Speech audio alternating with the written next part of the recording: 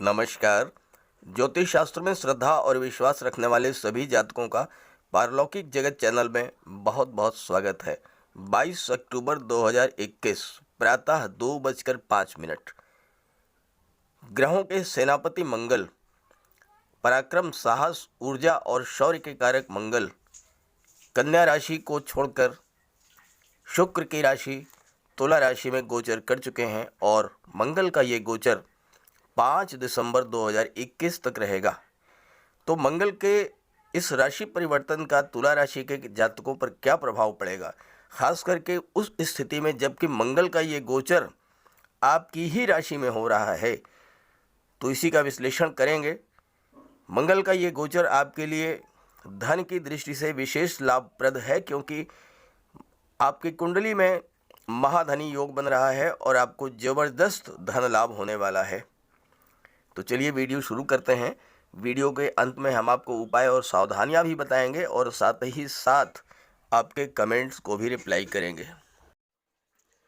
मंगल का गोचर आपकी कुंडली के लग्न भाव में हो रहा है और सूर्य 17 अक्टूबर से लग्न भाव में ही गोचर कर रहे हैं और सूर्य और मंगल की युति बनेगी। हालांकि तुला राशि में सूर्य नीच के हो जाते हैं, इसके बारे में आगे हम चर्चा करेंगे। कुंडली के धन भाव में शुक्र और केतु का गोचर है और लाभ भाव के स्वामी हैं सूर्यदेव। लाभ भाव के स्वामी हैं सूर्यदेव और धन भाव के स्वामी हैं मंगल, और दोनों की युति बन रही है केंद्र के भाव में, तो ये महाधनी योग बन गया। इसके अलावा आपके कुंडली के चतुर्थ भाव में शनि और गुरु का गोचर है और देवगुरु चतुर्थ भाव में नीच भंग राजयोग का निर्माण कर रहे हैं। तो चलिए एक एक बिंदु पर चर्चा करते हैं विस्तार से। सूर्य और मंगल की युति बन रही है आपकी कुंडली के लग्न भाव में। सूर्य और मंगल दोनों ही अग्नि तत्व हैं, भरपूर ऊर्जा वाले ग्रह हैं, तो ये आपको भी भरपूर ऊर्जा प्रदान करेंगे। कार्य क्षेत्र में आपके पराक्रम, साहस, ऊर्जा और शौर्य से आपको लाभ मिलेगा। यदि ये दोनों किसी भी कुंडली में साथ साथ विराजमान हों और शुभ भावों के स्वामी होकर शुभ स्थान में गोचर कर रहे हों, तो ये केंद्र में गोचर कर रहे हैं, लग्न भाव में गोचर कर रहे हैं, तो ऐसे जातक अत्यंत महत्वाकांक्षी होते हैं, प्रबल आत्मविश्वास विश्वास होता है उनमें, लगन और जीवट वाले होते हैं। ऐसे जातकों की प्रवृत्ति दूसरों पर शासन करना होगा और अधिकार जमाना इसकी खूबी होती है। तो चूंकि सूर्य और मंगल दोनों लग्न भाव में हैं, दोनों ही अत्यंत उग्र और बलवान ग्रह हैं। सूर्य तेज, प्रताप, साहस, सरकारी नौकरी, शासन प्रशासन के कारक हैं। मंगल चिकित्सा का प्रतिनिधित्व करते हैं, फोर्स का प्रतिनिधित्व करते हैं। तो ये आपके भीतर महत्वाकांक्षा डेवलप करेंगे, आत्मविश्वास आपका बढ़ा देंगे, आप दूसरों पर शासन करना पसंद करेंगे।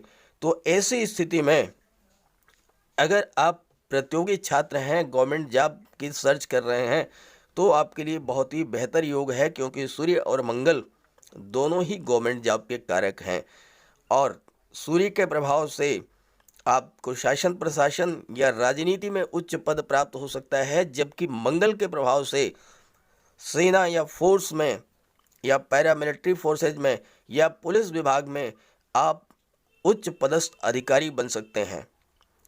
विरोधियों पर विजय पाना और प्रतिकूल स्थितियों का सामना करना, ये आपके लिए बिल्कुल सामान्य बात होगी। कितनी भी कड़ी चुनौती हो, उसे आप अपने साहस, अपने बल और अपने पराक्रम से पूरा करेंगे। ये योग जो बनता है, ये शासकों की कुंडली में जो शासन करते हैं, यानी जो राजनीति में हैं, मंत्री हैं, विधायक हैं, सांसद हैं, उनकी कुंडली में योग बनते हैं। और साथ ही साथ ये योग जो है मिलिट्री के बड़े बड़े ऑफिसर्स की कुंडली में योग बनता है सूर्य और मंगल का। पुलिस के बड़े अधिकारियों की कुंडली में सूर्य और मंगल का ये योग पाया जाता है। और साथ ही साथ जो जातक चिकित्सा क्षेत्र से जुड़े हुए हैं और जिन्होंने जटिल से जटिल ऑपरेशंस करके और जीवन प्रदान किया है मनुष्य को, ऐसे जातकों की कुंडली में ये सूर्य और मंगल की युति बनती है। बहुत ही श्रेष्ठ युति है और आपकी कुंडली के लग्न भाव में ये युति बन रही है तो कहना ही क्या है। मंगल पराक्रम, साहस, शौर्य और ऊर्जा के कारक हैं, तो आपके साहस पराक्रम में वृद्धि करेंगे। हालांकि सूर्य और मंगल के एक साथ होने से आपके अंदर क्रोध और उग्रता भी आएगी, इस पर आपको नियंत्रण रखना होगा। मंगल आपको क्विक डिसीजन लेने की क्षमता बढ़ा देंगे और कोई भी कार्य आप करने में जरा भी देरी नहीं लगाएंगे, लेकिन जल्दबाजी में कोई कार्य करना ये उचित नहीं होगा। थोड़ा इस पर आपको नियंत्रण रखना होगा। आपका स्वभाव स्पष्टवादी होगा और मंगल के प्रभाव से आपकी उम्र ज़्यादा होने पर भी आप यंग प्रतीत होंगे। आपने देखा होगा कि जो जातक फोर्स में हैं, मिलिट्री में हैं या पुलिस में हैं, वो आप कंपैरेटिवली दूसरों की तुलना में यंग महसूस होते हैं। अपने पराक्रम और साहस से समाज में अपना प्रभाव स्थापित करेंगे और कार्य क्षेत्र में किसी का कोई दबाव आप बर्दाश्त नहीं करेंगे। विरासत में आपको अचल संपत्ति प्राप्त हो सकती है, क्योंकि मंगल भूमि के कारक हैं, तो आपको ज़मीन जायदाद प्रॉपर्टी भी इस गोचर काल में मिल सकती है।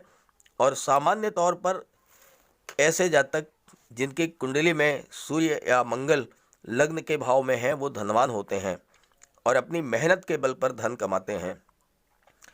मंगल के प्रभाव से चिकित्सा के क्षेत्र में भी आपकी गहरी रुचि होगी। आप doctor, compounder, nurse, surgeon, CMO, CMS, medical officer हो सकते हैं या नर्सिंग के क्षेत्र में जा सकते हैं। साथ ही साथ अगर आप स्वतंत्र व्यवसाय करना चाहते हैं तो आपका नर्सिंग होम हो सकता है, हॉस्पिटल हो सकता है, क्लिनिक हो सकता है, पैथोलॉजी लैब हो सकती है या मेडिकल स्टोर हो सकता है, दवा निर्माता कंपनी भी आप शुरू कर सकते हैं। साथ ही साथ इंजीनियरिंग के क्षेत्र में भी आपको सफलता प्राप्त होगी, विशेष करके इलेक्ट्रिकल और मैकेनिकल इंजीनियरिंग के क्षेत्र में। अब आइए बात कर लेते हैं धन के बारे में, लक्ष्मी के बारे में। चूँकि धन भाव में शुक्र का गोचर है,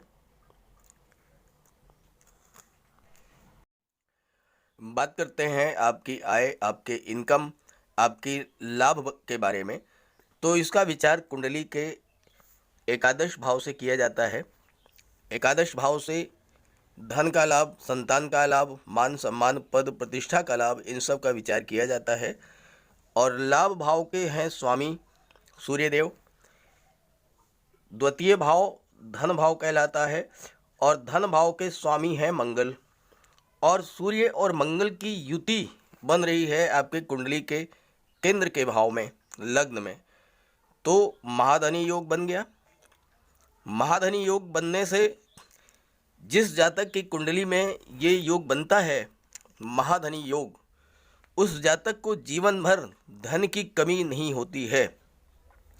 अगर किसी जातक की जन्म कुंडली में महाधनी योग बना हुआ है तो वो जातक जन्म से ही धन, वैभव, ऐश्वर्य, जमीन जायदाद, प्रॉपर्टी, वाहन, सारी सुख सुविधाओं के साधन लेकर के पैदा होता है।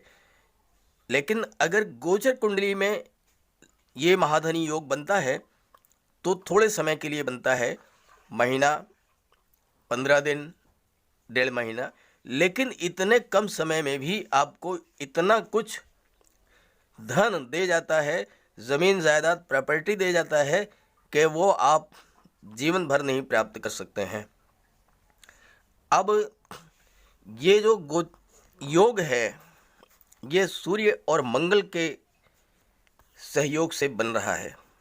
आपकी कुंडली में सूर्य शासन, प्रशासन, सरकारी नौकरी और राजनीति के कारक हैं।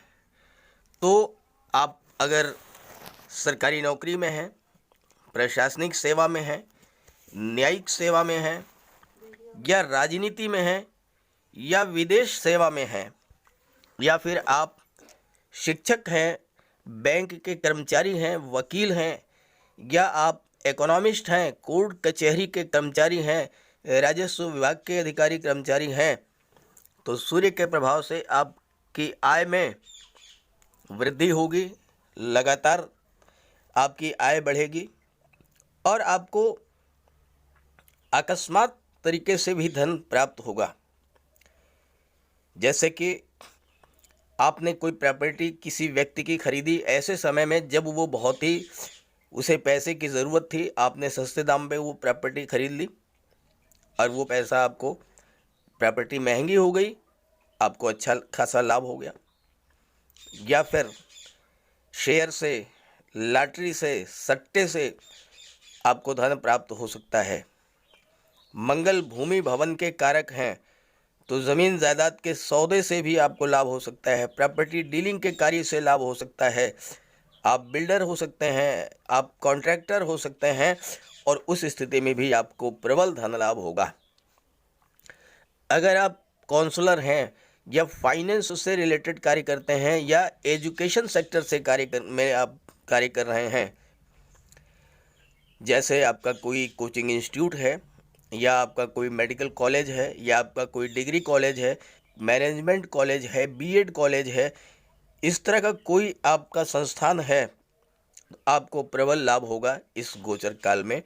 हालांकि ये महाधनी योग जो है बन रहा है, ये केवल 16 नवंबर तक बनेगा, क्योंकि 16 नवंबर को सूर्य राशि परिवर्तन करके वृश्चिक राशि में गोचर कर जाएंगे। लेकिन 22 अक्टूबर से 16 नवंबर तक का समय भी पर्याप्त समय है और इतने समय में आप बहुत अधिक धन का अर्जन कर सकते हैं। आप ब्याज बट्टा गिरवी का कार्य करते हैं, शेयर मार्केट या करेंसी का कार्य करते हैं, तो भी आपको बहुत बड़ा लाभ होने वाला है। आप बुक सेलर हैं, पब्लिशर हैं, ज्योतिषी हैं, धर्म उपदेशक हैं, मीडिया पत्रकारिता से जुड़े हैं या मार्केटिंग और इंश्योरेंस से जुड़े हुए हैं, तो भी आपको बहुत बड़ा धन लाभ होगा। और ख़ासकर अगर आप आभूषण का कार्य करते हैं, सोना चांदी हीरे मोती जवाहरात के आभूषण बनाते हैं, ऑर्नामेंट्स बनाते हैं, जौहरी या स्वर्णकार हैं, तो भी आपको बहुत बड़ा लाभ होगा। अब मैं आपको बताता हूं कि सूर्य, मंगल और शुक्र परिवर्तन योग का निर्माण कर रहे हैं, तो इसका क्या लाभ होगा। आपकी कुंडली में एक बहुत ही दुर्लभ और श्रेष्ठ राजयोग बन रहा है और वह है शुक्र और मंगल का परिवर्तन योग। परिवर्तन का मतलब आप ऐसे समझें साधारण शब्दों में कि मैं आपके घर में रहने आ जाऊं, आप मेरे घर में रहने आ जाएं, तो क्या होगा, हम दोनों एक दूसरे के घरों की देखभाल करेंगे, कभी भी नुकसान नहीं करेंगे एक दूसरे के घरों को। तो ऐसे ही शुक्र और मंगल परिवर्तन योग बना रहे हैं। देखिए, मंगल वृश्चिक राशि के स्वामी हैं, लेकिन शुक्र की राशि तुला राशि में गोचर कर रहे हैं।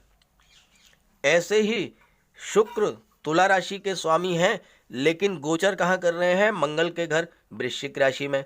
तो ये परिवर्तन योग शुक्र और मंगल का बन गया।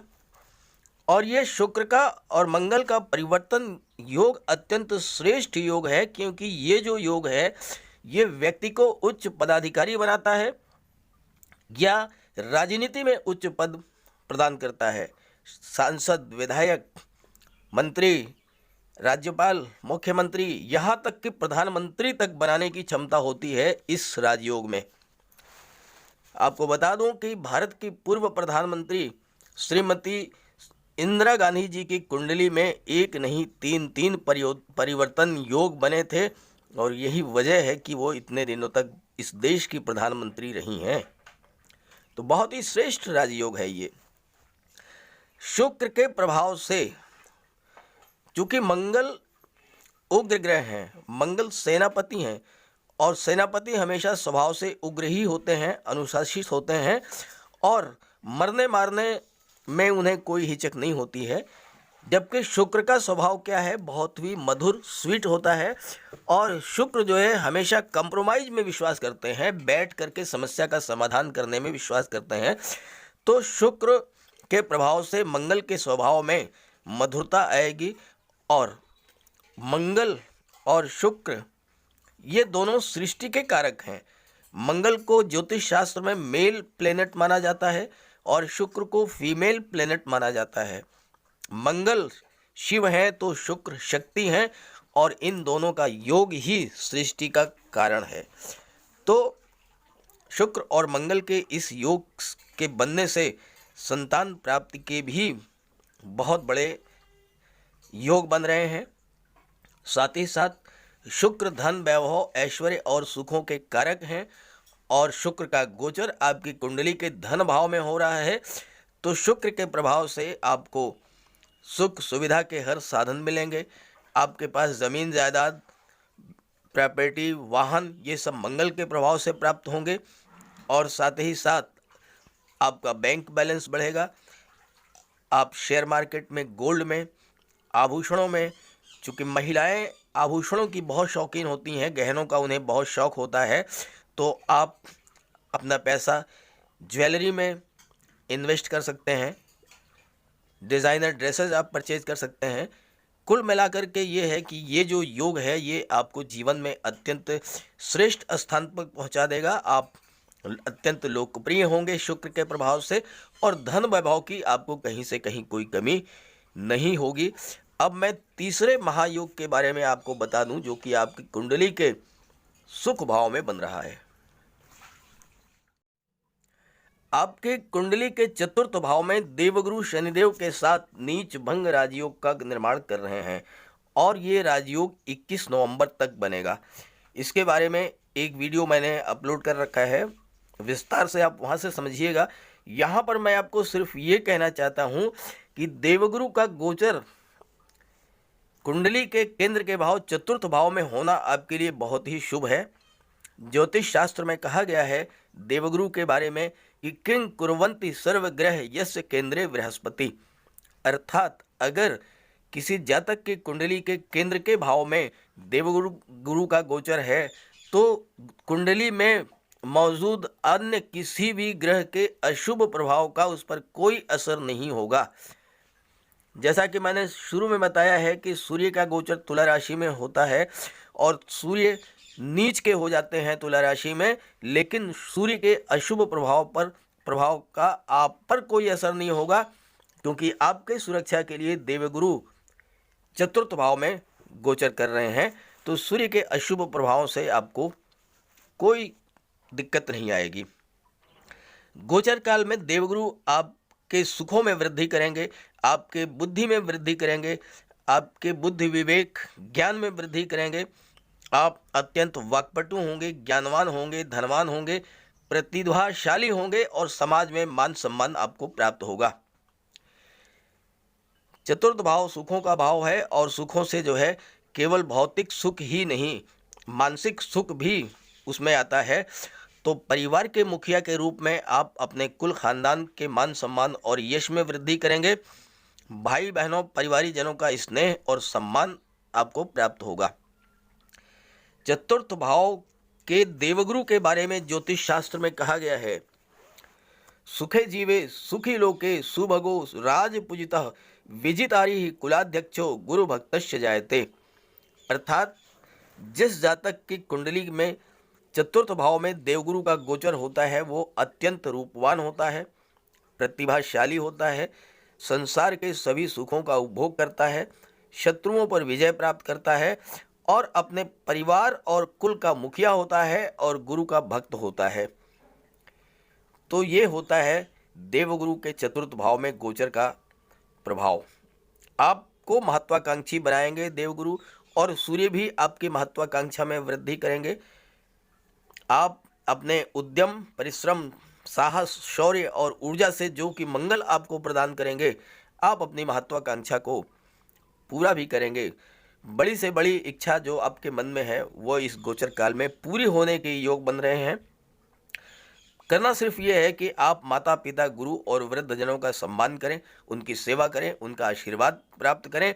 देवगुरु की कृपा दृष्टि आप पर बनी रहेगी। पारिवारिक जीवन आपका अत्यंत सुखमय होगा। माता का आशीर्वाद और स्नेह आपको प्राप्त होगा। आपका घर बहुत बड़ा होगा और सभी सुख सुविधाओं से पूर्ण होगा। यह भी संभव है कि सरकारी आवास का सुख आपको प्राप्त होगा।